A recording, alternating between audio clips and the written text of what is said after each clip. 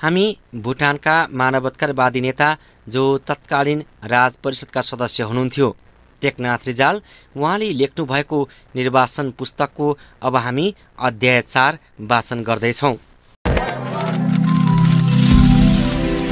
आधुनिक संसारका लागि सबैभन्दा ठूलो समस्या नै भ्रष्टाचार साबित भएको छ। संसारको कुनै यस्तो राष्ट्र छैन जो भ्रष्टाचारबाट जोगिएको होस्। तर विकसित देशहरूमा भ्रष्टाचारका घटना हुने भए पनि ती देशमा सभ्यताको जरा गहिरो भएर संस्कृति पनि विकसित भएका कारण यस्ता रोगलाई नियन्त्रण गर्ने थरीथरी माध्यमहरू हुन्छन्। ती देशमा भ्रष्टाचार नियन्त्रणमा काम गर्ने छुट्टै निकाय र कानुन हुन्छन्। यसै कारण विकसित देशमा भ्रष्टाचारीहरू असामाजिक तत्त्व झैँ लुकेर र डराएर हिँड्ने गर्दछन्। तर हाम्रो जस्तो अविकसित देशमा भ्रष्टाचार पुलिस, प्रशासक र ठुल्ठुला अधिकारी झैँ निर्धक्क छाती फुकाएर हिँड्छन्। त्यसैले पनि भ्रष्टाचार छानबिन सम्बन्धी हाम्रो जिम्मेवारी चुनौतीपूर्ण थियो। छानबिन कहाँबाट सुरु गर्ने र कहाँ पुर्याएर अन्त गर्ने यो निकै कठिन विषय थियो। समितिमा रहेका हामीले यस गम्भीर विषयमाथि छलफल आरम्भ गर्यौं। भ्रष्टाचार त्यसैले गर्दछ जोसँग अधिकार हुन्छ। अधिकार त्यसैले पाउँछ जसको शक्ति केन्द्रसँग बलियो सम्बन्ध हुन्छ। हाम्रो देशमा शक्तिको केन्द्र भनेकै दरबार हो भन्ने हामीलाई राम्रो जानकारी थियो।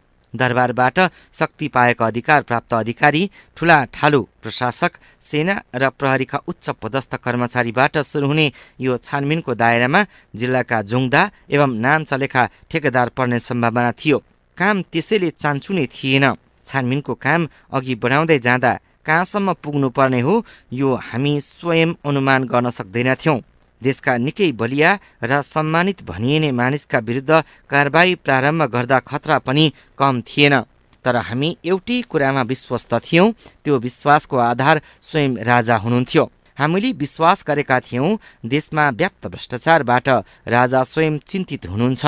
त्यसैले छानबिन समितिका मानिसको सुरक्षाको ग्यारेन्टी उहाँबाट हुनेछ। हुन पनि समितिका मानिसलाई राजाले भन्नुभएको थियो छानबिनका क्रममा जोसुकै दोषी देखिए पनि कठोर सजाय दिइनेछ। राजाको यही निर्देशन एवं आश्वासनलाई आधार मानेर हामीले छानबिनको क्रम अघि बढाउने निधो गर्यौं। छानबिनको एउटा ढाँचा तयार गरियो र छानबिनका लागि आवश्यक पर्ने थप मानिसको नियुक्ति गरियो। ठुल्ठुला आयोजना, कारखानासँग सम्बन्धित हिसाब किताबको जाँच गर्नुपर्ने भएकाले कतिपय इन्जिनियर र चार्टर एकाउन्टेन्टलाई समितिमा विशेषज्ञका रूपमा समावेश गरियो। यी विशेषज्ञ स्तरका मानिस भुटानमा थिएनन्। त्यसैले भारतबाट डेपुटेसनका रूपमा कार्यरत यस्ता मानिस हाम्रा सहयोगीका रूपमा समावेश गरिए। छानबिनको काम अत्यन्त कडा मेहनत र सतर्कतापूर्वक सुरु भयो। समितिका मानिसबीच विभिन्न क्षेत्र बाँडिए र कयौं ठाउँमा स्थलगत भ्रमण सम्पन्न गरिए। हामीले आशंका गरेझैं जिल्लाका अधिकांश जोङदा मन्त्रालयका उच्च स्तरका पदाधिकारी, सेना र प्रहरीका हाकिम, न्यायालयका न्यायाधीश, कतिपय मन्त्री र राजदरबारका नातेदार समेत भ्रष्टाचारको दहमा चुर्लुम्म डुबेका पाइए। राजाका बालककालदेखिका अत्यन्त निकट मानिएका मित्रहरू समेत भ्रष्टाचारको अपराधमा संलग्न भएको पाइएर म स्तब्ध भएको थिएँ।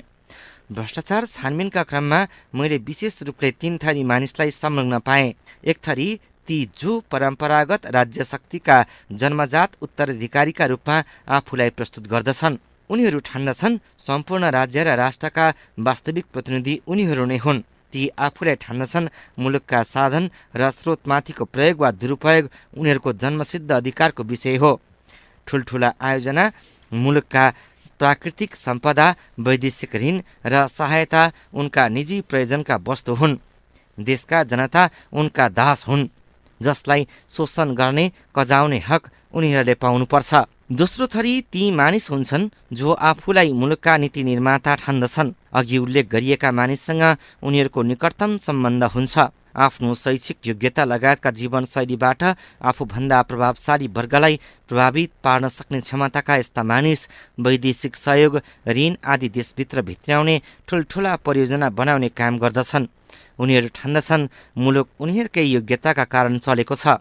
यो वर्ग मुलुकको निकै प्रभावशाली वर्ग हो, तर यही नै सबैभन्दा खतरनाक र निकृष्ट वर्ग समेत हो। यस वर्गका मानिसले चाहे भने मुलुकको शासन व्यवस्थामा सुधार आउँछ, तर यो वर्गले गति छाड्यो भने मुलुक दुर्गतिको दलदलमा फस्दछ। देशको सबैभन्दा सुविधा भोगी यस वर्गका मानिस देशको शक्तिशाली शासन केन्द्रबाट टाढा पुगे भने यिनीहरू देशभित्र बस्नै सक्दैनन् र विदेशमा कुनै विकसित ठाउँमा गएर उनीहरू आफ्नो जीविकाको जुहो गर्दछन्। देश विदेशबाट लेखपढ गरेर आएका यस वर्गका मानिसका धेरैजसोका सन्तान र नातागोता विदेशमा हुन्छन्। यस वर्गका मानिसलाई आफ्नो देश छाडेर विदेशमा बस्नुमा खासै अन्तर अनुभव हुँदैन। देशभित्र बस्दा मान सम्मान पद र पैसा चाहिन्छ र यो सुविधा उपलब्ध हुन छान्नासाथ उनीहरू देश खतम छ भन्न थाल्छन्। तेस्रो वर्ग हुन्छ गाउँबाट सहर पसेको अर्को थरी मान्छे। ऊ कसरी भ्रष्टाचारको जालमा पर्दै जान्छ यो निकै चाखलाग्दो विषय हो। अपराध हो भन्ने कुरा जान्दा जान्दै पनि यस्ता मानिस किन भ्रष्टाचारतर्फ आकर्षित हुन्छन् भन्ने बारे विचार गर्दा मैले कुन तथ्य पत्ता लगाएँ भने सामान्यतया मानिस भ्रष्टाचारको समर्थन गर्दैन। न त भ्रष्टाचारको शिकार हुन रुचाउँछ न आफैलाई भ्रष्टाचारीको आरोप लागेको मन पराउँछ। तर वातावरणको प्रभावमा परेर ऊ बिस्तारै सुविधा भोगी बन्दै जान्छ र अन्ततः चालै नपाई भ्रष्टाचार गर्ने औजारको एउटा अङ्ग बन्न पुग्छ। कतिपय मानिस यस्तो वातावरणबाट मुक्त भएर बस्न पनि सक्दछन् जसको सङ्ख्या निकै सानो हुन्छ, तर धेरैजसो त्यस वातावरणको दूषित परिवेशभित्र स्वयंलाई हराउँछन्। विशेष गरी ग्रामीण परिवेश र राजधानीको बस उठ रहन सहन बीच ठुलो अन्तर हुन्छ। गाउँमा नदेखिने नपाइने र नसोचिने साधन राजधानीमा देखिन्छन्।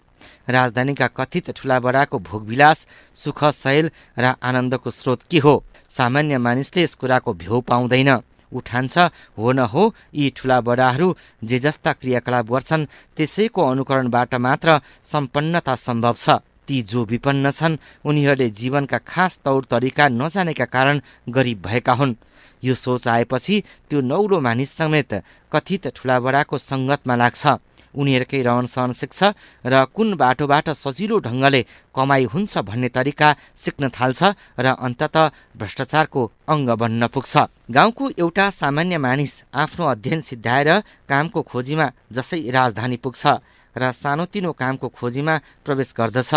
ऊ सामान्यतया कुनै हाकिम अन्तर्गत नै हुन्छ। उसलाई पहिलो पटक हाकिमले कुनै नक्कली बिल पेश गरेर वा गर्दै नगरेको काम गरेको भरपाई लेख्न लगाएर वा यस्तै ढङ्गले कागज मिलाएर पैसा झिकेर आफूलाई दिन अराउँछ। पहिले त्यो बुझ्दैन के का लागि हाकिमले पैसा मागेको हो। उठान्छ सरकारी काम भनेको सम्भवतः यस्तै हुन्छ होला, तर पछि चाल पाउँछ यो पैसो हाकिमका खल्तीमा जाने पैसा हो वा ऊभन्दा पनि माथिल्लो तहको मानिसका लागि झिकिएको पैसा हो। पहिले ऊ हाकिमका लागि यस्तो बेमानीमा संलग्न हुन्छ, तर बिस्तारै आफ्ना लागि समेत केही रकम सङ्कलन गर्ने परिपन्च रच्नतिर लाग्छ। ऊ आफ्नो गाउँले जीवनको भयावह गरिबी सम्झन्छ। उपचार नपाएर मरेका आफन्त, कुपोषणका शिकार भएका घर परिवार र पैसाको अभावले उसले आफैले भएको दुःख सम्झेर ऊ पैसालाई सबै थोक ठान्न थाल्छ। आफू माथिको हाकिम भ्रष्ट भएपछि उसलाई भ्रष्ट हुन आउँदै जान्छ र सङ्कोच हट्दै जान्छ। कालान्तरमा ऊ के थाहा पाउँछ भने यसरी हुने कमाई धमाईको स्रोत भनेको ती विपन्न गाउँलेले तिरेको कर, मालपोत, शुल्क र जरिवानाबाट जम्मा भएको राजस्व र तिनै गरिब जनताको उन्नतिका नाममा विदेशबाट आउने सहयोग र ऋण हो। वास्तवमा गाउँका मानिस गरिब हुनाको कारण उनीहरूले राजधानी बस्ने कथित ठुलाबडाको जीवनशैली नअपनाएर होइन, बरु राजधानीका ठुलाबडाको ठाँटबाट पूर्ण जीवनशैलीका कारण गाउँ गरिब भएको हो। उनीहरू दरिद्र भएका हुन्, तर यो कुरो थाहा पाउनाको त्यस मानिसको जीवनमा कुनै अर्थ रहँदैन। यस्तो कुरो थाहा पाउँदा नपाउँदै ऊ बेग्लै जीवनशैलीको सहभागी भइसकेको हुन्छ, एक किसिम विलासको बन्दी भइसकेको हुन्छ।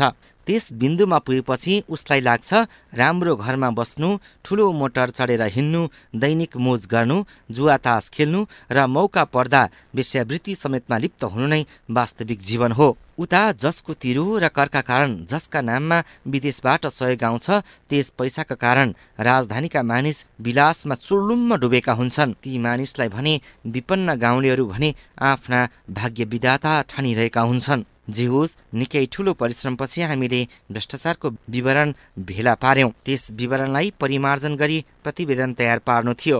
भ्रष्टाचार सम्बन्धी विवरण सङ्कलन गर्दा हामी फिल्मै गएर हेर्ने गर्दथ्यौं। अनियमितता प्राय हरेक ठाउँमा थिए। ठुल्ठुला भ्रष्टाचारमा ठुला ठालु नै संलग्न थिए। मझौला स्तरका भ्रष्टाचारमा मझौला स्तरकै मानिस संलग्न थिए र ससाना भ्रष्टाचारमा त्यस्तै मानिस संलग्न थिए। निष्कर्षमा भन्नुपर्दा सबैले आफ्नो योग्यता र औकात अनुसार भ्रष्टाचार गर्न भ्याएका थिए। हामी प्रतिवेदन तयारीमा लाग्यौं। प्रारम्भिक प्रतिवेदन तयार भयो। हामीले त्यस प्रतिवेदनको संक्षिप्त प्रति राजा समक्ष बुझायौं। प्रतिवेदन हेरेपछि राजा निकै खिन्न देखिनुभयो। आफूले अति विश्वास गरेका निकटतम व्यक्तिहरू र राजपरिवारका सदस्य समेतको भ्रष्टाचारमा संलग्नता पाएर उहाँ खिन्न हुनुभएको थियो। राजाबाट हुकुम भयो, जुनसुकै स्तरको व्यक्ति भए पनि भ्रष्टाचारीलाई कठोर कारबाही हुनेछ। तिनीहरूलाई जेल पठाउन समेत म हिचकिचाउने छैन। राजाको यस विचारले हामीलाई वास्तविक रूपले खुसी तुल्यायो। भ्रष्टाचार विरुद्ध राष्ट्र प्रमुखले नै यति ठूलो चासो र चिन्ता लिएकोमा देशको भविष्य उज्यालो हुनेछ भन्ने हाम्रो विश्वास बढेर गयो।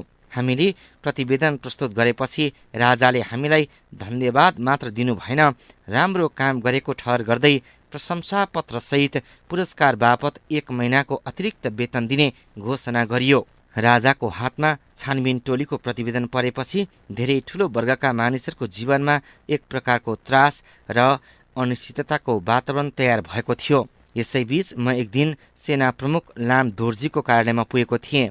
त्यस समय ती महाशयले हात जोडेर मसित यस्तो अप्ठ्यारो परिस्थितिबाट उनलाई बचाइदिनु भनी अनुरोध गरेका थिए। तिनले भने, भ्रष्टाचारको काण्डले राजा अति नै विचलित भइबक्सेको पाए। अब हामी सबै साथीहरूको इज्जत तपाईँको हातमा छ। तपाईँले नै हाम्रो नाक बचाइदिनु पर्यो। यस्तो परिस्थितिमा राजालाई भरपर्दो परामर्श दिने व्यक्ति तपाईँ र जेखेम्पो राजा गुरु सिवाय अर्को छैन भन्ने कुरा हामीले अनुभव गरेका छौँ। यस्तो अप्ठ्यारो समयमा हाम्रो जीविका बचाउने काम जनप्रतिनिधिको हैसियतले पनि तपाईँको हो।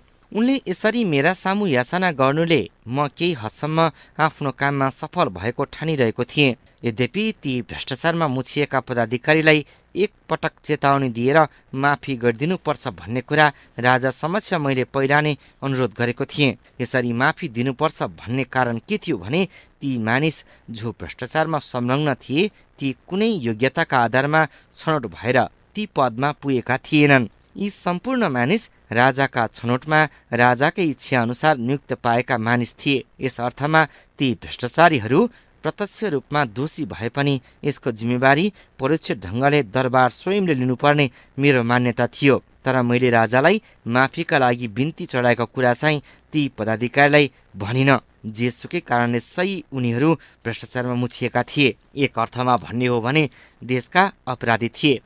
यस्ता अपराधीले केही दिन भए पनि मानसिक तनावमा बस्नुपर्छ भन्ने ठानेर मैले राजालाई भनेको कुरा र राजाले मलाई यसबारे दिएको आश्वासनका सम्बन्धमा उनलाई केही कुरा बताइन।